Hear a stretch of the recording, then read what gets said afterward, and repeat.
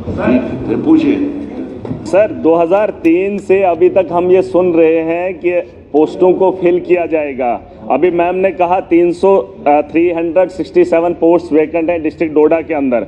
जवाब में आता है कि इस बार 594 पोस्टों के बारे में सोचा जा रहा है ऑल ओवर J&K। सर आप मुझे बता दीजिए 367 मेरे डिस्ट्रिक्ट में खाली हैं, तो 594 से क्या ही होगा सर। हमारे जो हायर सेकेंडरीज हैं फार फ्लंग एरियाज में है, कई किलोमीटर चलने के बाद हायर सेकेंडरी तक पहुंचा जाता है, और वहां पर अगर बच्चे को तालीम बेहतर नहीं होगी, CRC से सर काम नहीं चलेगा। हायर कर सकते हैं, हमारे पास वेल क्वालिफाइड एक तबका है। मैं चाहता हूं MG नरेगा में ही अगर उन लोगों को वही काम दिया जाए, अगर सरकार के पास पॉलिसी नहीं है उनको वही काम दिया जाए जो उस काम के लिए बना है। MA MPhil PhD double degrees लेकर हैं सर, उन नौजवानों के बारे में नहीं सोचा जा रहा। और ये मामला आज का नहीं है, इस हाउस के अंदर मैं पहली बार आया हूं, लेकिन ये तमाशा मैं स्कूल के टाइम से देख रहा हूं। जो 2003 में हायर सेकेंडरी थी, न तब लेक्चरर था और न अब लेक्चरर है। सर इसको थोड़ा सा सोचना चाहिए, चाहे ये लोग हैं या हम लोग हैं। सर अगर हायर सेकेंडरी में एजुकेशन में स्टाफ नहीं होगा तो हमारी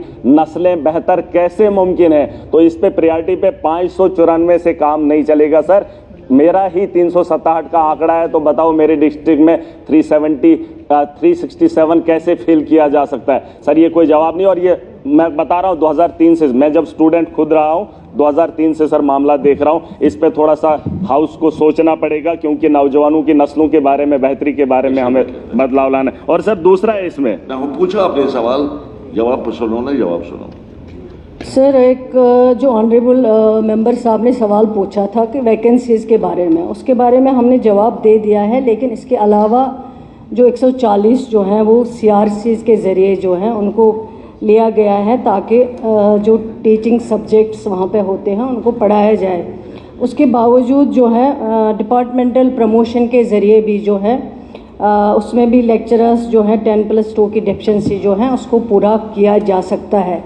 उसके अलावा जो ऑनरेबल MLA साहब 594 पोस्ट की बात कर रहे हैं, ये 3 साल से कहाँ सुन रहे हैं, जब से पढ़ रहे हैं। ये तो जब यही सरकार बनी उमर अब्दुल्ला साहब की क़ियादत में, उसके बाद ये पोस्ट जो है, जब हमने शुरू किया था एजुकेशन डिपार्टमेंट संभाला था, उसके बाद ये 594 पोस्ट जो है सर्विस सिलेक्शन बोर्ड को रेफ़र किए गए हैं। तो ये कह रहे हैं 3 साल से मैं यही सुन रहा। अगर ये डेट भी देखें जब ये आर्डर इशू किया गया, जब उन पोस्ट को रेफ़र किया गया है, वो बखूबी इनके पास होगा। कमी तो है, मैं मानती हूँ कि कमी है, लेकिन ये कमी जो है इसको टाइम लगेगा जो है पूरा करने में। हम भी चाहते हैं कि availability of teachers, lecturers, professors, assistant professors जो हैं वो होनी चाहिए, क्योंकि जब आपके पास डिपार्टमेंट होगा, एजुकेशन जो है इंस्टीट्यूशंस होंगे, लेकिन उनमें टीचर नहीं होगा, उनमें प्रोफेसर नहीं होगा, उनमें असिस्टेंट प्रोफेसर नहीं होगा, फिर उन इदारों का कोई मायने नहीं है, कोई मतलब नहीं है। मैं खुद मानती हूँ इस चीज़ को। लेकिन अब जो है जो 10 साल में रिक्रूटमेंट नहीं की गई हैं, जैसे वैकेंसीज आती गई, रिटायर हो गए लोग, SRO केसेस नहीं लग पाए इतने बरसों में, तो अब ये 3 महीनों में या 4 महीनों में कमी पूरी तो नहीं होगी, इसमें टाइम लगेगा पूरा होने में। और कब पूरी होती हैं, जितना पॉसिबल होगा, जो डिपार्टमेंट के हाथ में है। अवेलेबिलिटी ऑफ फंड्स को भी देखना है, जो डिपार्टमेंट कर सकता है, जो डिपार्टमेंट के हाथ में है वो करेंगे। लेकिन थोड़ा सा इनको भी पेशेंस रखना पड़ेगा कि रातों रात ये सिस्टम जो है उसको ठीक नहीं कर सकते हैं। दूसरा क्वेश्चन था, मैम ने कहा कि प्रमोट करेंगे, लेक्चरर बनाएंगे। सर वो जो नीचे वाला तबका होगा फिर हाई स्कूल का, तो वहाँ खाली रह जाएगी, तो वो पोस्टें फिल नहीं कर पाएंगे। उसके लिए मैंने दूसरा सवाल इनको पूछा था कि जो कॉन्ट्रेक्चुअल बेसिस पे हमारे लेक्चरर्स पिछले 10 साल से 15 साल से छोटे से अमाउंट में काम कर रहे हैं, मैं चाहता हूँ सरकार का ध्यान रहे उसी तर्ज पे जो है अगर और पोस्टें निकाली जाए और टाइम टू टाइम उन्हें जो है 10, 15, 20, 25 हज़ार में जो एक लेक्चरर हमारा काम कर रहा है, क्योंकि उसके पास कोई काम ही नहीं है, वो अगर हमारे बच्चों को पढ़ा रहा है तो मुझे नहीं लगता है कि सरकार के पास इतना बड़ा बोझ पड़ जाएगा कि वो उन लोगों को जो है वहाँ पे अपॉइंट नहीं किया जाएगा। सर उसमें क्या है कि वो जो वहाँ पर जब मतलब सेशन आता है तो सेशन से पहले ही उनको जो है निकाल देते हैं। वो भी सर पढ़ा लिखा तबका है, उनके बारे में सोचना चाहिए। कंटिन्यू रख लीजिए ना, 20-25 हज़ार में आपको लेक्चरर मिल रहा है सर। इतना सस्ता देश के अंदर क्या दुनिया के अंदर कहीं पे भी नहीं है कॉन्ट्रेक्चुअल लेक्चरर जो हमारा यहाँ जम्मू कश्मीर के अंदर। मैं चाहता हूँ मैडम साहिबा को ये बताना चाहूंगा कि उन लोगों को जो है कंटिन्यू रखा जाए,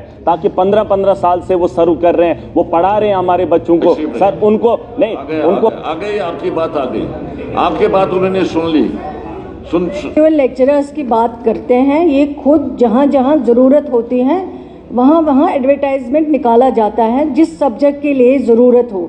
और एडवर्टाइज जब आते हैं उसमें फॉर्म आ जाते हैं, जो भी उसके लिए क्वालिफाई करता होगा वो फॉर्म वहाँ पे भरते हैं। फॉर्म भरने के बाद जो भी वहाँ पे कमेटी होती है, सिलेक्शन कमेटी, उनको जो भी लगता है उस एडवर्टाइजमेंट के दौरान उनको लिया जाता है उसमें। लेकिन अब 15 साल या 8 साल या 1 साल के लिए जो वहाँ डिसाइड करते हैं कि कितने देर में इनको रखना है, और जब री एडवर्टाइज हो जाता है, जो टाइम दिया जाता है इसमें, जब री एडवर्टाइजमेंट हो जाता है 1 साल के बाद या 2 साल के बाद, उनको भी उसमें मौका दिया जाता है ताकि वो फिर से अप्लाई करें। अगर उनको फिर से एज पर मेरिट जो है फिर से अगर उनको कंसिडर किया जा सकता है, और उनके लिए कुछ जो है परसेंट इसका भी रखा जाता है कि एक्सपीरियंस इनका है, इन्होंने इतनी देर काम किया है, इनकी क्वालिफिकेशन ये है, वो वहाँ पे देखा जाता है, उसको भी कंसिडर किया जाता है। चलिए कोई बात नहीं। अच्छा तशरीफ रखिए, आप तशरीफ रखिए। कोई टफ ऑर्डर नहीं होता क्वेश्चन आवर में, देयर इज नो कोई टफ ऑर्डर। दिए